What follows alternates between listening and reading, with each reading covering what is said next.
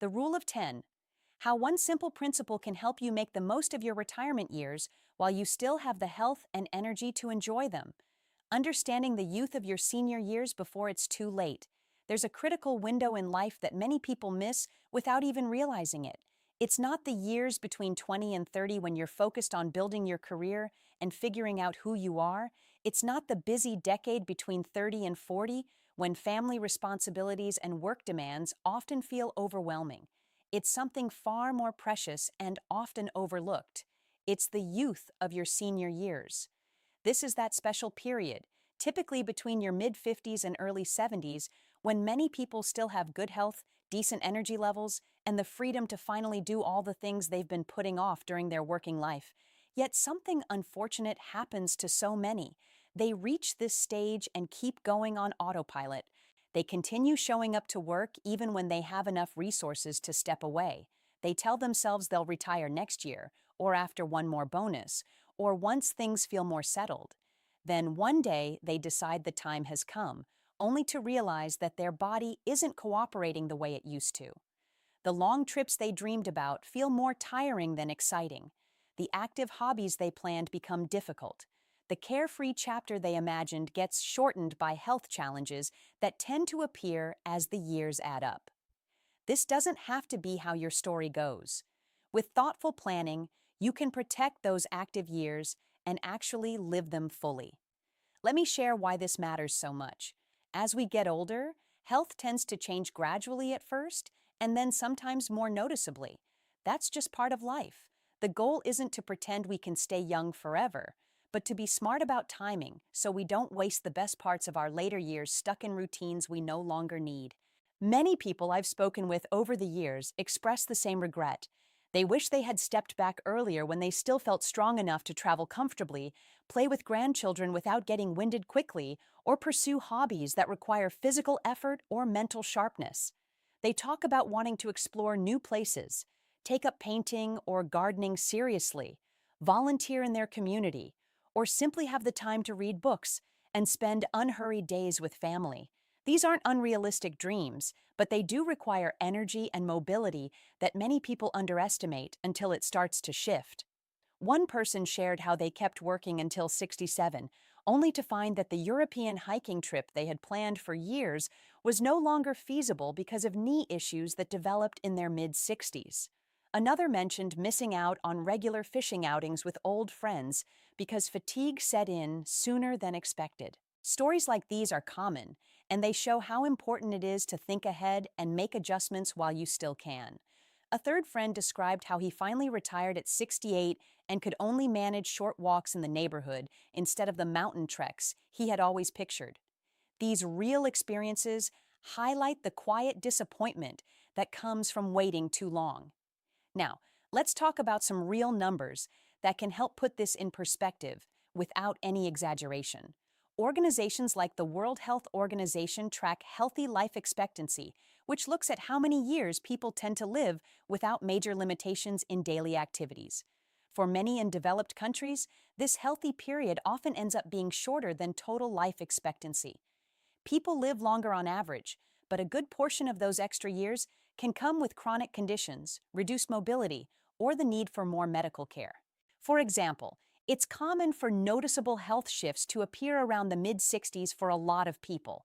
This doesn't mean everyone faces serious issues right at 65 or 66, but it does highlight why timing your retirement thoughtfully can make a real difference in quality of life.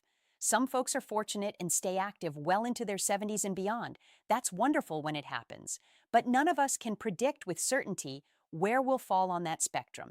Your family history plays a big role here. If your parents or grandparents dealt with heart issues, diabetes, certain cancers, or other conditions in their 50s or 60s, it makes sense to factor that in. This isn't about scaring yourself. It's about being realistic so you can plan accordingly. When you combine general population trends with your own background, the case for thinking ahead becomes clearer. If you have the financial ability to retire in your late 50s and your health risks suggest a shorter window of peak vitality, waiting until your mid-60s might mean missing out on years you could have enjoyed more fully.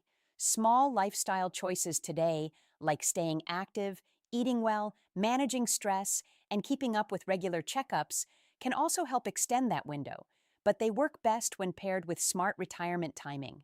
Simple habits such as walking regularly, maintaining social connections, getting enough sleep, and keeping mentally engaged through reading or learning new things can all contribute positively to how you feel in those later years.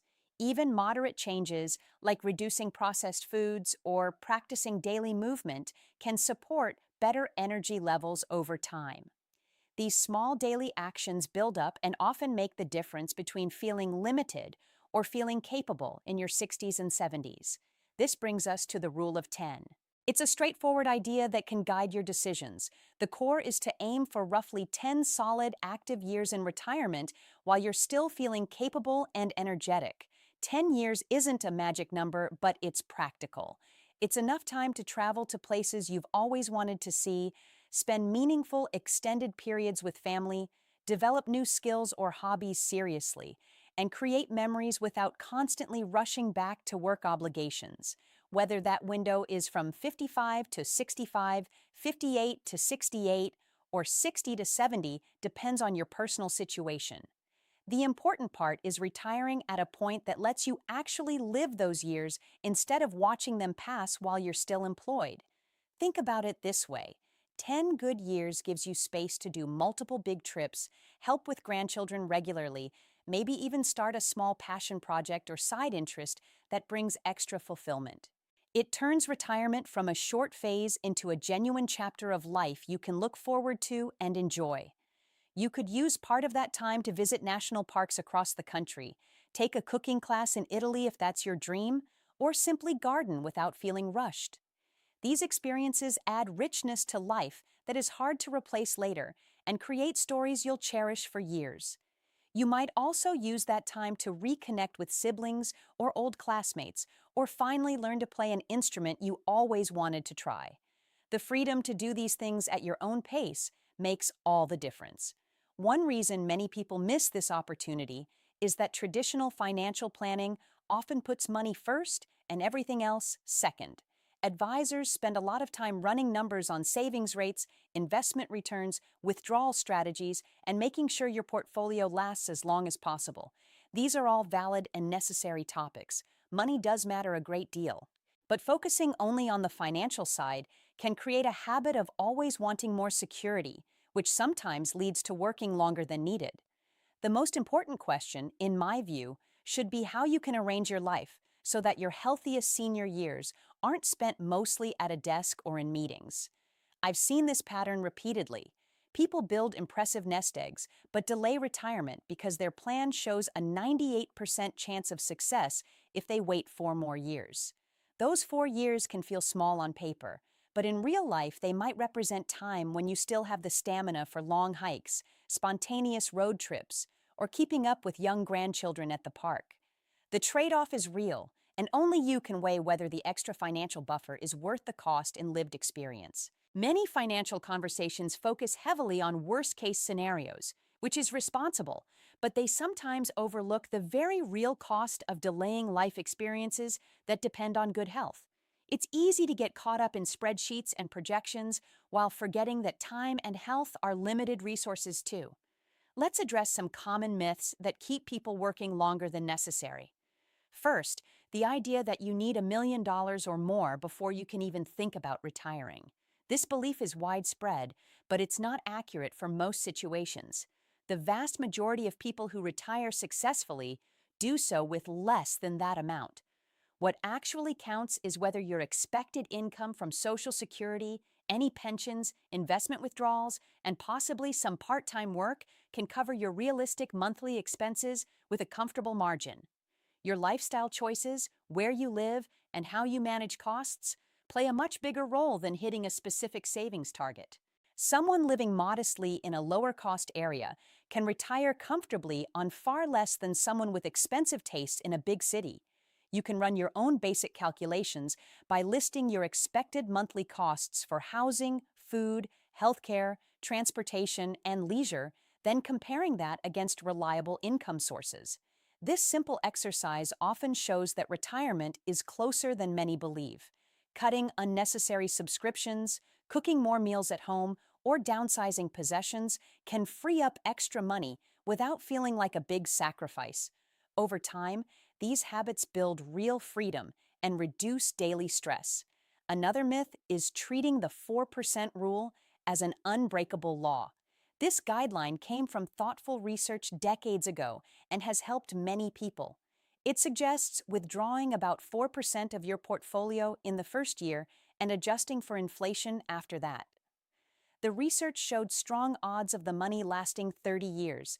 That's useful information, but it's also very conservative for some. Depending on your other income sources, your flexibility, and your personal comfort with adjustments, a slightly higher rate might work fine. The point is to use these tools as guides rather than rigid rules that lock you into working extra years. You can explore different scenarios with a financial planner or even simple spreadsheets to see what feels right for your life. Some people successfully manage with flexible spending that goes up or down depending on how the markets are doing. People also misunderstand what probability of success means in retirement software. When planners say an 85% or 95% success rate, it doesn't mean you'll be perfectly fine or completely broke. It usually means that in most simulated market scenarios, you won't need major changes.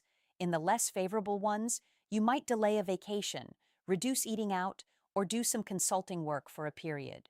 These are manageable adjustments for many, not automatic disasters. Thinking of retirement like flying a plane helps here.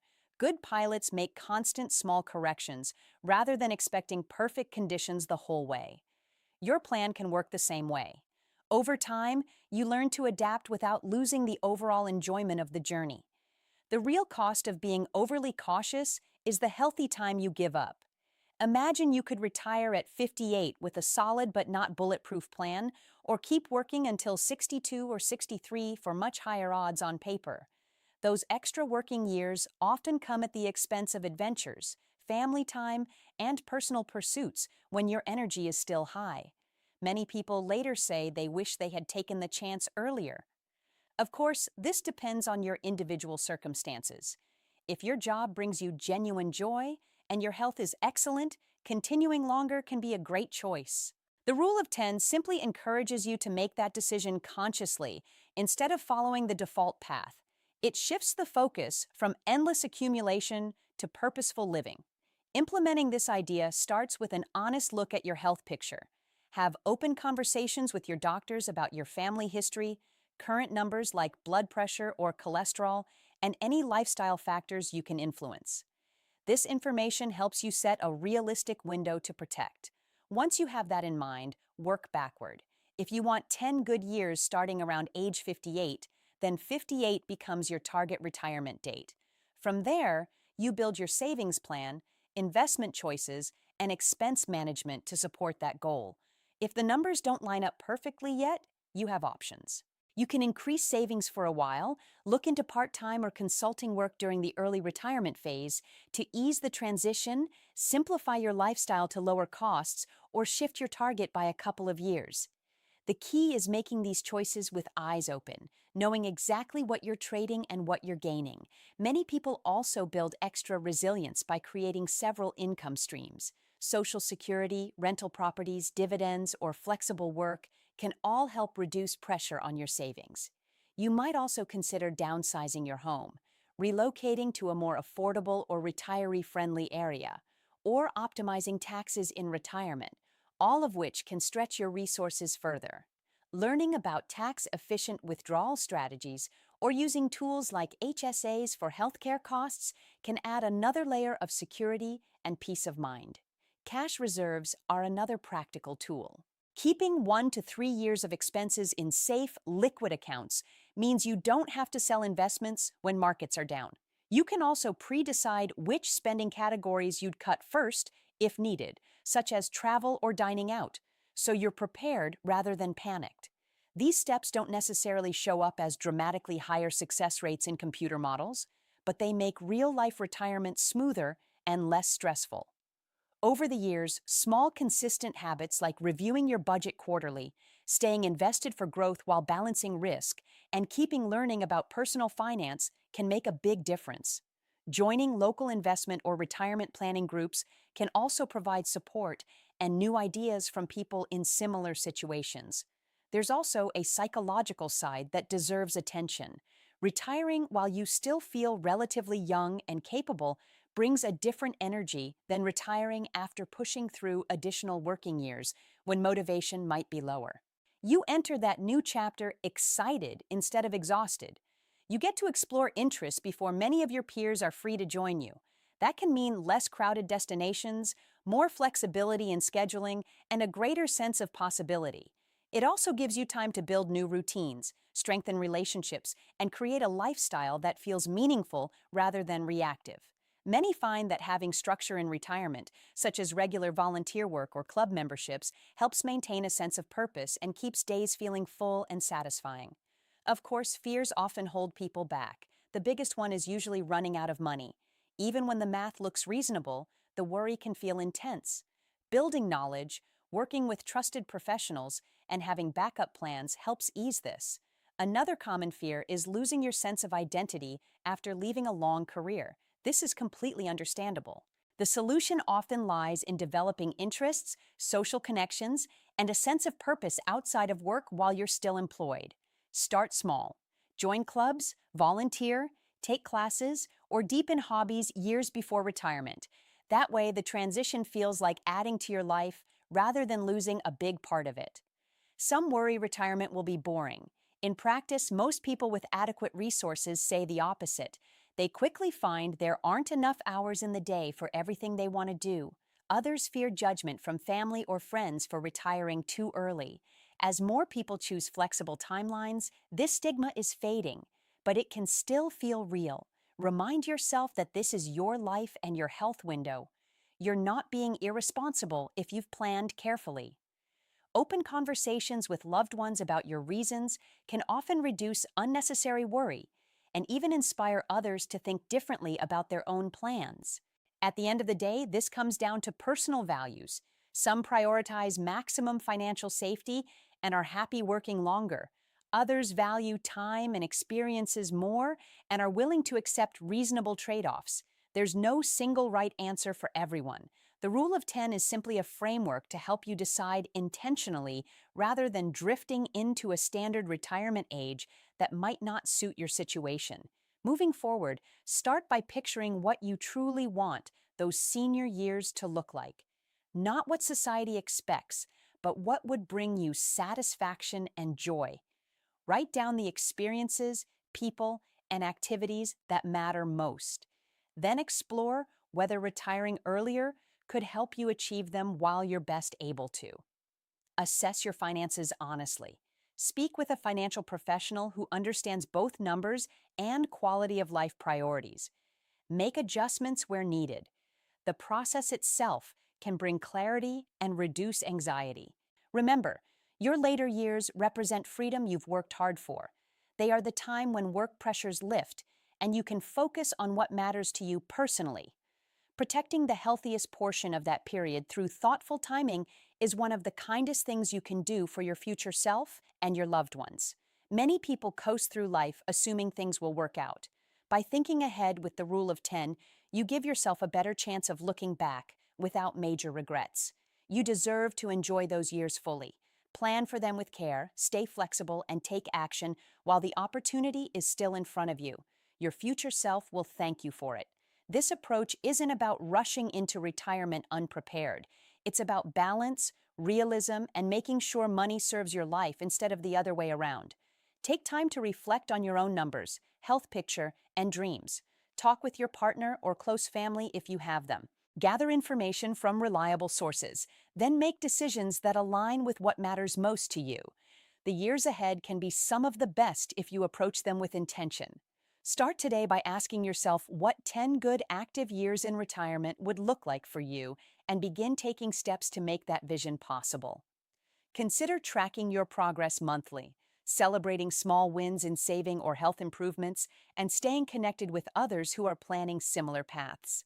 This journey is personal, but having a clear principle like the rule of 10 makes it much easier to stay on course and create a retirement that truly feels rewarding. Over time, These small steps add up to a life where you feel more in control and more prepared to embrace the freedom that comes after decades of hard work. The Senior Wellness Hub often reminds people that planning isn't just about the money. It's about creating space for a richer, more fulfilling later chapter, filled with meaningful moments and lasting peace of mind.